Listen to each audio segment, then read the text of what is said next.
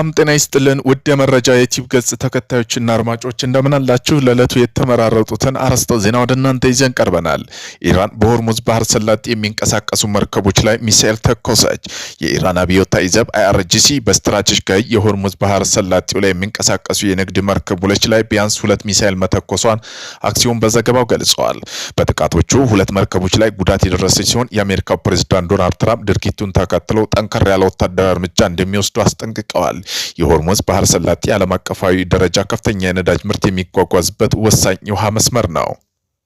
የኢራን የኳታር ንብረት በሆነው አልራቀያት የጋዝ መርከብ ላይ ጥቃት ማድረሷ ተሰማ።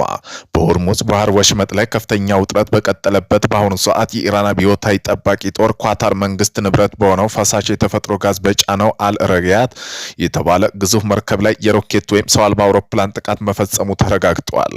እንደ አክሲዮንና ዌል ስትሪት ጆርናል ዘገባ ከሆነ የኢራን ባህር ኃይል መርከቦች በአሜሪካ ጦር የተከፈተው መስመር ትታ በኢራን በኩል የተመደበው መስመር እንድትጓዝ በተደጋጋሚ ማስጠንቀቂያ ተሰጥቷል ነበር።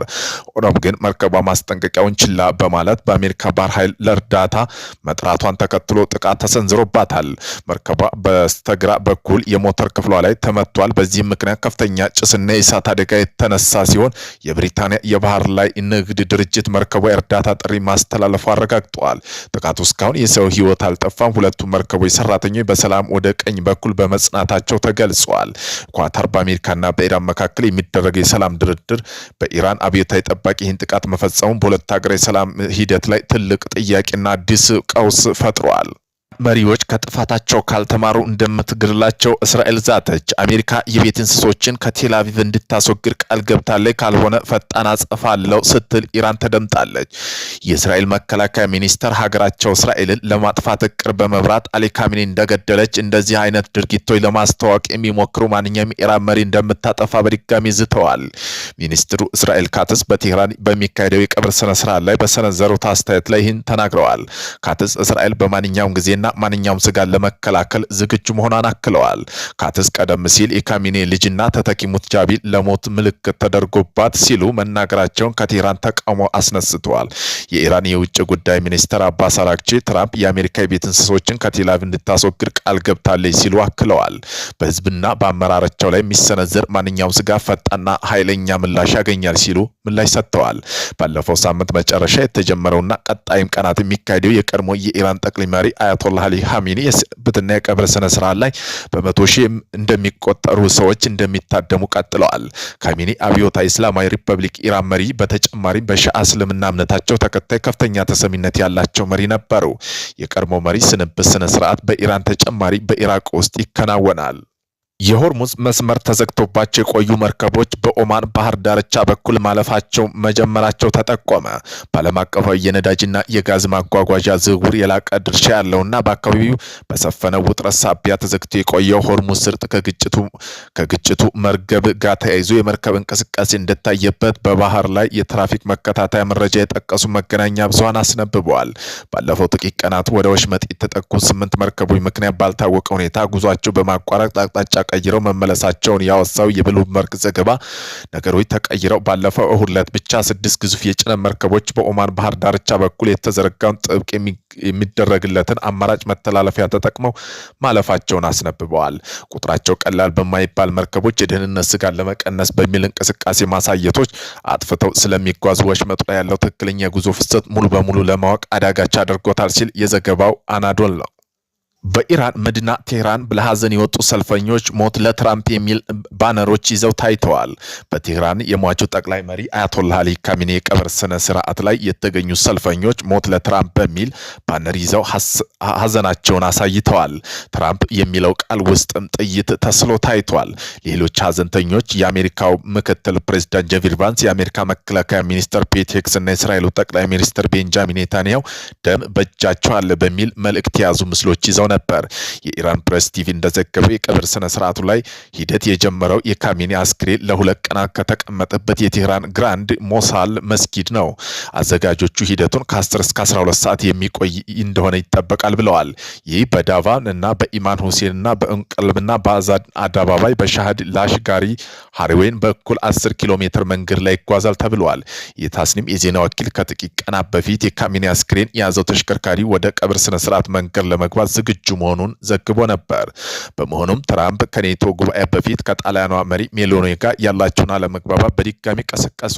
ይህ የሆነው የአሜሪካው ፕሬዝዳንት ትራምፕ ከጣሊያኗ ጠቅላይ ሚኒስትር ጆርጅ ሜሎኒ ያላቸውን አለመግባባት ከፍ አድርገው የግል ንብረታቸው በሆነው ትሩዝ ሶሻል ላይ የእገዳ ትዕዛዝ ያስፈልጋል ብለዋል። ይህ መልእክት የመጣው ትራምፕና ሜሎኒ ከሌሎች የህብረት መሪዎች ጋር እንደሚገናኙ በሚጠቀሙበት በቱርክ የሚካሄደው የኔቶ ጉባኤ በፊት ነው።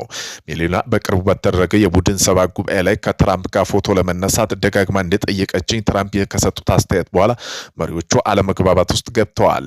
ሜሎኒ ሙሉ በሙሉ የተጭበረበረ በማለት ትራምፕ ንግግር ውድቅ አድርገው እኔ ጣሊያን በፍጹም አንልም በማለት አክላለች። ጻሪያን አሜሪካ አይደለሁም ትናንት ተንከባክቤ አላቅም። እኔም ራባዊ አንድ እንደሆን ጣሊያን ጠንካራ እንደሆነች የምታምን ለሌሎች ስራ እየሰራች እንደሆነ የምታምን ነኝ። ከዚያ በኋላ ግን ጠንካራ ግንኙነት በግልጽ የተመሰረቱ ናቸው። እናም እኔ ግልጽ ሰው ነኝ ስትል ሜሎኒ ለጣሊያ ሬት ፎር ቴሌቪዥን ተናግረዋል። እንደ ጣሊያን የዜና ወኪል አንድሮክስ ዘገባው ውዝግቡ የጣሊያን የውጭ ጉዳይ ሚኒስተር አንቶኒ ታጂኒ ወደ ዋሽንግተን ሊያደርጓቸው ያቀዱትን ጉብኝት እንዲሰርዙ አስገድዷቸዋል። መገናኛ ብዙሃን እንደዘገቡ በቅርብ ሳምንታት ውስጥ ትራምፕ እና በሜሎኒ መካከል ያለው ውጥረት ጨምሯል። ይህ በጣሊያ በኢራን አሜሪካ የምትወስደው እርምጃ ለመደገፍ ፈቃደኛ ባለመሆኗ የተነሳ ነው።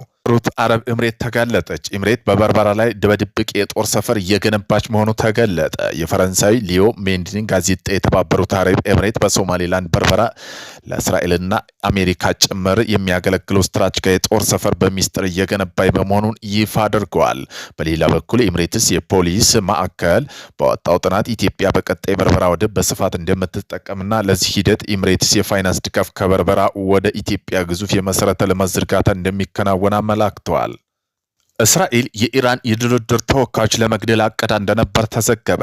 አሜሪካና ኢራን በሁለት ሀገራት መካከል የነበረው ውጥረት ለማርገብ በድርድር በነበረበት ወቅት የእስራኤል ኢራን ከፍተኛ የድርድር ተወካይ ለመግደል እቅድ እንደነበራት የአሜሪካ ባለስልጣን ማመናቸውን ኒውዮርክ ታይምስ ዘግቧል። ስማቸው እንዳይገለጽ ያልፈቀዱ የአሜሪካ ባለስልጣን እንደተናገሩት ከሆነ እስራኤል ዋና ኢላማ ኢራን የውጭ ጉዳይ ሚኒስትር አባስ አራግቺና ኢራን ፓርላማ አፈ ጉባኤ እንዲሁም ዋና የድርድር ተወካይ መሐመድ ባገር ጋሊፍ ነበሩ። አንድ የአሜሪካ ባለስልጣን ለዋሽንግተን ፖስት በሰጡት ደግሞ አስተያየት እነዚህ ሰዎች ከገደሏቸው ከድርድሩ መንገድ መፍትሄ የሚፈልጉ ወገኖች እያስወገዳችሁ ነው ብለዋል። ኒውዮርክ ታይምስ በበኩሉ አሜሪካ መካከለኛው ምስራቅ ያለው አጋር አገራት በመጠቀም ይህንን አደጋ ለኢራን ለማሳወቅ ጥረት ማድረጉን ባለስልጣን ዋቢ አድርጎ መዘገቡን አልጀዚራ በዘገባው አስፍሯል። በተጨማሪም እስራኤል በቀጣይና በቀጠናው የሚካሄደውን የሰላም ድርድሩ ለማሰናከል በሚል የድርድር ተወካይ ኢላማ ያደረገ ታሪክ እንዳላት ሪፖርቶች ያመላክታሉ። ይህም ማሳያ በጥቅምት ወር በኳታር ዋና ከተማ ዶሃ የሐማስ ባለስልጣን የተኩስ አቁም ሀሳብ በሚመረምሩበት ወቅት የቡድኑ መሪ ላይ የተፈጸመ ጥቃት አስታውሰዋል። እስካሁን ድረስ እስራኤል እነዚህ ሪፖርቶች ላይ ይፋዊ ምላሽ አልሰጠችም። የተጠቀሱ መረጃ የስማቸው እንዳይገለጽ ከጠየቁት የአሜሪካ ባለስልጣን የተገኘ መሆኑን ተጠቁመዋል። ፕሬዚዳንት ኢማኑኤል ማክሮን በቅርቡ በሶሪያ ይፋ የስራ ጉብኝት ያደርጋሉ ተባለ። በሽር አልአሳድ አስተዳደር ከወደቀ ወዲህ ምዕራባዊ መሪ ወደ ደማስቆ የሚያደርጉት የመጀመሪያ ታሪካዊ ጉብኝት ይሆናል። በሶሪያ እየተቀረጸ ባለው አዲስ የፖለቲካ ምዕራፍ ያላትን ድጋፍ ለማሳየት እንዲሁም በቀጠናው ስላለው ቀጣይ ደህንነት ሁኔታ በመምከር ጉብኝት እንደተዘጋጁ ፈረንሳይ ገልጻለች። ማክሮን በቆይታቸው አዲሱ የሶሪያ ጊዜያዊ አስተዳደር መሪና ከተለያዩ ማህበረሰብ ተወካይ ጋር ይወያያሉ ተብሎ ይጠበቃል። ፓሪስ ከረጅም ጊዜ ጀምሮ የአሳድ አገዛዝ በጽኑ ስትቃወም መቆየቷ ይታወሳል። ፕሬዚዳንት ማክሮን ጉብኝታቸው ምዕራቡ አዲሷ ሶሪያ ጋር ያለው ዲፕሎማሲ ግንኙነት እንደገና ለመቅረጽ ፍላጎት መኖሩን የሚያሳይ ነው ተብሏል።